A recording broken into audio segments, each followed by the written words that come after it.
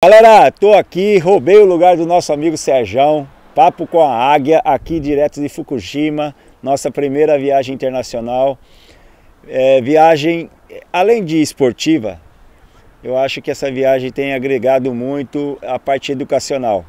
Seja ela na tática de fundamentos, né? Seja ela na técnica, a questão de controle, de passe, seja ela sabendo uma cultura que nos copia, né? Nos copiou, que é o Japão. O Japão levou Zico, trouxe vários atletas de alto nível, né? E conseguiu, através da inspiração, hoje ter um futebol que, se pegar um pouco de criatividade, o futebol brasileiro pode ser uma das maiores potências, porque a formação aqui, além da formação extra-campo e a formação dentro de campo, é modelo a ser seguido. Por isso que nós estamos aqui no Papo com a Águia, e nós vamos falar um pouco sobre essa parte extra-campo, sobre educação, e essa parte também dentro do campo, onde a gente pode melhorar o nosso futebol brasileiro. Venha conosco que o Papo com a Águia vai estar fera aqui em Fukushima. Valeu! Fala, galera da TV SK. Serjão, vai perder o lugar, hein, velho? Tô aqui em Fukushima, nossa primeira viagem internacional, um torneio sensacional. 12 campos, infraestrutura aqui top, né? E contraste de culturas, né? Apesar que o futebol japonês é um futebol que se espelha bastante no brasileiro, mas eu já conheci um pouco, né? O Caio está há muito tempo aqui no Japão, teve uma passagem longa, depois voltou para o Brasil, e o bate-papo de hoje é simples. Eu acho que é contar um pouco dos contraste, né, que tem entre o Japão e o Brasil a nível educacional, né? Então, uma pergunta para o Caio. Primeira, Caio, extracampo, né? Qual que é o principal desafio hoje da família, né? De entender realmente que o atleta ele tem que treinar 6, 7 horas por dia para poder realmente ter uma boa performance. Bom, primeiramente, boa tarde. O futebol japonês, né, diferente do que era antigamente, tem evoluído muito. E parte disso é por conta da disciplina que eles têm. Como você falou, o extracampo, eles respeitam o processo. Então não tem como no Brasil, muitos lugares, nas escolinhas, você vê os pais na beira dos campos, das quadras, como se fossem os maiores entendedores do futebol. Aqui não tem isso, então o respeito, que vem da cultura japonesa, o respeito de respeitar o processo, de entender que o garoto precisa passar mais tempo, de ter relação com a bola individualmente, falando, eles respeitam aquele processo que muitas vezes no Brasil a gente ultimamente está deixando de respeitar. Então isso tem trazido o futebol japonês um pouco mais próximo. Eu ouso até falar que está ultrapassando um pouco a nossa formação que tem sido feita lá no Brasil.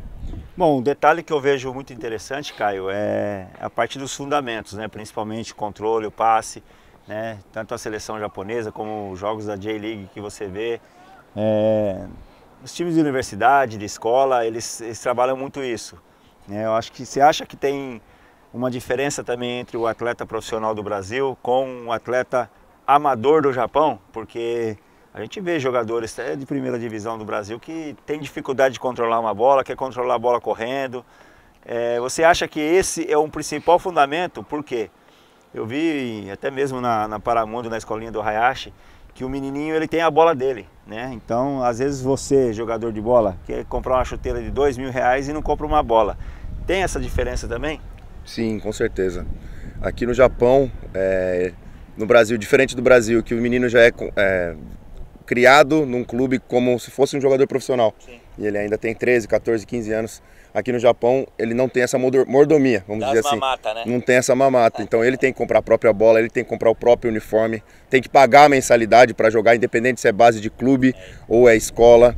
Então, e a relação com a bola, justamente, cada um tem que ter sua bola. Então eles sabem que eles não têm o dom. Muitos não têm o dom, então eles têm que se desdobrar para chegar a um nível e conseguir alcançar voos maiores. Então eles gastam esse tempo de relação com bola, de passe, de fundamentos básicos que às vezes no Brasil ainda a gente não está tendo mais essa paciência.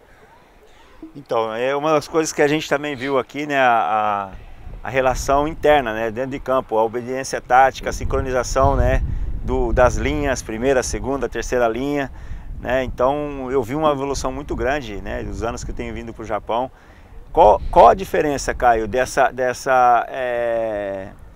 adaptação não, desse segmento de regra, né, vamos dizer, de um treinador. A gente acabou de ver o jogo do Kashima, que o Kashima perdeu, os meninos com a mão para trás ali, tudo ouvindo e o treinador descascando a lenha nos caras. Não, primeiramente o respeito, né? Eles respeitam muito a hierarquia, então o que o treinador falar, tá falado. O que é a única diferença e a grande diferença para o nosso futebol é logo o improviso. Que logo um jogador brasileiro, se você pede para ele fazer uma coisa, ele vê que ele tem qualidade de fazer diferente aquilo ali, fazer dar certo, acontecer, o brasileiro vai fazer, o japonês não. Então eles respeitam muito a regra, aquilo que é passado, aquilo que é estudado, aquilo que é treinado. Então em cima disso a gente está vendo aqui vários times, tanto de escola quanto de clube, a organização tática, né, as transições, tudo muito bem robotizado, né? Vou até dizer que chega até a ser meio robotizado. Eles não têm o improviso que nós temos, mas num todo como um time, eles acabam sobressaindo nessas questões. Bom, eu acho o seguinte, gente, eu acho que imagine nós que dizemos o país do futebol com essa disciplina, né, tática, educacional, com a criatividade e o improviso que a gente tem, a gente poderia realmente ter ganhado pelo menos uns 10 campeonatos mundiais, né? Eu sempre digo, né, o SCA principalmente, ele não veio para fazer diferente. Eu acho que a gente tem muito da cultura japonesa, né, e também muito da cultura europeia, né? Ah, mas o Brasil é difícil de aplicar isso. É difícil quando um não começa, né? Quando a gente formou o SCA, o objetivo era esse, colocar uma cultura disciplinar de homem e depois dar a criatividade do futebol brasileiro. Então, Fukushima-san, né, Caio, obrigado aí, gente. Tem sido uma experiência fantástica, aprendizado em todos os setores e muito feliz pela primeira viagem internacional aqui do SCA. Vamos lá que tem mais. Bom, para nós do SCA, que viemos do Brasil, está sendo uma experiência riquíssima. A gente tem muito que aprender com eles, tanto fora como dentro de campo. Eu acredito muito que a questão cultural de disciplina, de obediência, eles transferem muito para dentro de campo, com muita disciplina tática, com muito trabalho, com muita sequência e processo do trabalho. E eu acredito que a gente pode aprender bastante com eles. É um jogo extremamente organizado, onde os meninos têm uma qualidade técnica muito boa, uma ambidestria e os movimentos muito coordenados, onde eles sabem o que fazer dentro de campo. Então, esse choque cultural que a gente está tendo serve muito para o nosso aprendizado como profissional, serve muito para o aprendizado dos meninos, porque a reflexão da sociedade e da forma como a sociedade japonesa se organiza e se comporta, eles conseguem transferir com muita excelência para dentro de campo. Bom, acredito que a experiência ela foi bastante válida para nós, nossa comissão, para os nossos atletas. É um cenário totalmente diferente, né? Que os garotos não estão acostumados, nem nós também. Existe toda uma preparação específica para se trabalhar, né, aqui.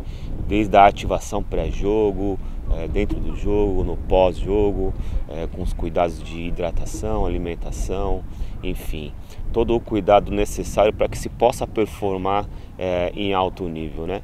Os nossos meninos, com certeza, na faixa de idade que eles estão, levam essa experiência com bastante valor, né? Para que eles possam colocar o que aconteceu nesses dias, nessa competição, para a formação da carreira deles quanto atletas. Para nós, fica a lição também do trabalho que nós observamos aqui, da dedicação, da disciplina, que é fundamental para o processo de formação. Então, no modo geral, foi válida a experiência. Agradecemos a oportunidade de estar aqui e aprender. Aprender sempre é bom e aprendemos muito observando a cultura dos japoneses.